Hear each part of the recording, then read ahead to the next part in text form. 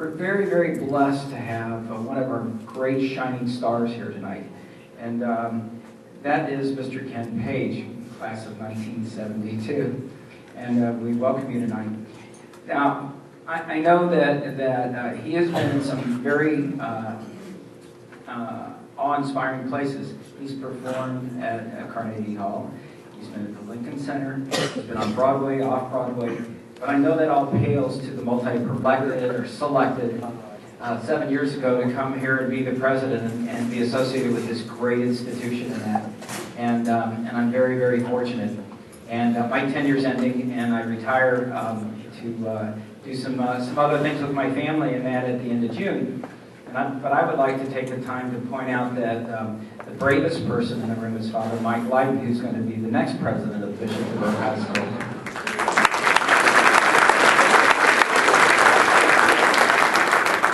So as you get to spend, the new inductees, and as you get to spend the next 4 years in it, I ask that you support this fine man. Here he works, he lives and breathes and bleeds DB red, and he has our focus, the school's focus in mind in that. So we ask all of your prayers and blessings and support over the next 4 years. Tonight is a very special night. It's great to see those that are in the academy here, as well as the new inductees, the teachers, the principals, and our teachers and faculty members and the parents here. We're very, very blessed to have one of our great shining stars here tonight. And that is Mr. Ken Page, class of 1972. And we welcome you tonight. Now, I know that he has been in some very awe-inspiring places. He's performed at Carnegie Hall. He's been at the Lincoln Center. He's been on Broadway, off-Broadway. But I know that all pales to the multi-purpose room, which is now the theater here at Bishop DeBerg, or the gymnasium, which was before the multi-purpose room. Yes. Ken Page walked the same halls that you walk and will soon walk here at Bishop DeBerg, and he graduated in 1972. From here, he went on to Fontbonne College, now Fontbonne University, and during this time, Ken honed his acting and singing talents in the chorus of our very own Muni. In 1975, his acting abilities landed Ken his first Broadway role as the Lion in the production of The Wiz. Our guest speaker's initial Broadway success next led him to the role of Nicely, Nicely Johnson in the all-black revival of Guys and Dolls, where he won the Theatre World Award. On the heels of this performance, Ken Page earned the Drama Desk Award for his role in the original cast of the musical Ain't Misbehaved. You may recognize Mr. Page's voice as Oogie Boogie in the film The Nightmare Before Christmas, a role that he's continued to play in other Disney productions, such as Disney World's Hallowishes and Disneyland's Halloween Screams. He's also known for his performances in video games. And for this audience, they probably know this part of it. The Nightmare Before Christmas, The Pumpkin King, The Nightmare Before Christmas, Oogie's Revenge, and Kingdom Hearts series. So it's quite a litany. Luckily, many of us are fortunate to have seen him perform and heard his distinctive booming voice on stage at the Muni in performances of How the Grinch Stole Christmas, Breakfast at Tiffany's, and Aida. There's no mistaking who commands the stage when Ken Page walks into the Muni light. Most recently, Mr. Page has created his one-man show, Page by Page, performs across the country. In April, he will be performing Old New, Borrowed and Blue on New York's 54 Below. Earlier this year, he wrote and directed the critically acclaimed Cafe Clan-Chanston, I'm sorry for the upstream theater. Also tonight, accompanying him is Greg Schweitzer, class of 73 at Bishop DeBerg. We'd like to welcome you as well. Thank you for helping facilitate that. So inductees, the Academy of Advanced Study members, parents, friends, I'm pleased to introduce tonight's guest speaker, DB alum, Ken Page.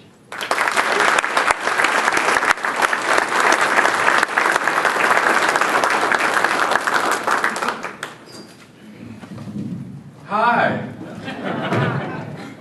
And And it's chanson, by the way. It's a little, Mrs. Marconi would want me to say that very loudly. Chanson. She was my French teacher here at the Burr. Well, when I saw that I was a keynote speaker, it scared me to death because I really didn't know. I thought I was going to say a few words, which is what I'm going to do anyway. So you can eat your cheesecake, and I can eat mine.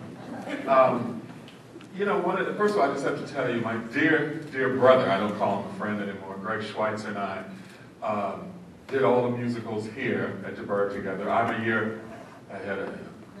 I won't say older, ahead. I'm a year ahead of him. And the first show we did together, I think, was Oliver, my sophomore year, and then we did Hello Dolly, I think, right? And senior year was Fiddler on the Roof. But we have, more importantly than that, even though we're here, I think we played everything except house raisings. We've done everything here. We sang at funerals and bar mitzvahs and weddings and everything. But we've been friends for how many years now? Oh, 40, 41, 42. That's double lifetimes for some of you, I think. Yeah? And never changed. We've never changed. And it started right here, you know. I think when I came to DeBerg, which was in 1980, it was really very interesting because I went to St. Nicholas grade school, and at the time, there was a big thing about being in your district. You had to be in a certain district, and if you were in that district, you went to that high school, and so on and so forth. And St. Nicholas was in downtown St. Louis, and still is, and we were out of the district, you know, myself and my best friend Luther Clark, who came here with me at the time. And we had an amazing nun named Sister Ruth Cecilia, who was of the same order as the nuns here. This is the most precious blood at the time. And she literally went to the Archdiocese office. I didn't know this until like maybe 3 or 4 years ago when she told me. She says, oh yeah, I went to the office and said, I refuse to leave until you let those boys go where they should go. The reason being that they had a strong music program here at DeBerg, and the potential for speech. At least there was a speech class when I first started. Now, of course, there's the drama and everything wonderful. And she wouldn't rest until I and my good friend Luther were able to come here. And as she said, and she was right in that, it changed our lives. I can only truly imagine what it would have been like not to have gone here. Because we really, you know, it was at that borderline time where if you didn't do the right thing at the right time, you could go the wrong way. Enough said, yeah? And we got here, and everybody, and also it was a very interesting time because a lot of things were happening. There was a lot of doors opening, a lot of people beginning to know each other, meaning black and white, that hadn't happened a lot before then. And we were sort of some of the first pioneers here at DeBerg as African American students. And I would say 99% of it was a positive experience in that way. People were open, and we were open, and we were able to learn and grow. And what I think about is how, I remember doing Funny Girl my freshman year. And of course, I had already fallen in love with theater because that same Sister Ruth Cecilia, whom I met when she was the choral teacher at Holy Innocents. And she had a choir there called the Marian Choristers. I don't know if anybody even remembers that now, but there was a choir there. And they would take about 8 of our students from St. Nicholas there every Friday to rehearse with the chorus at Holy Innocents. And we would do the Christmas concert, the Easter concert. And when I was in 6th grade, I'm sorry, 7th grade, Sister Ruth Cecilia was transferred to St. Nicholas. And this was a school where basically it was about sports. If you played basketball, that was pretty much what happened. And we had a skating rink. That was a good thing. I couldn't skate either, so that didn't help me.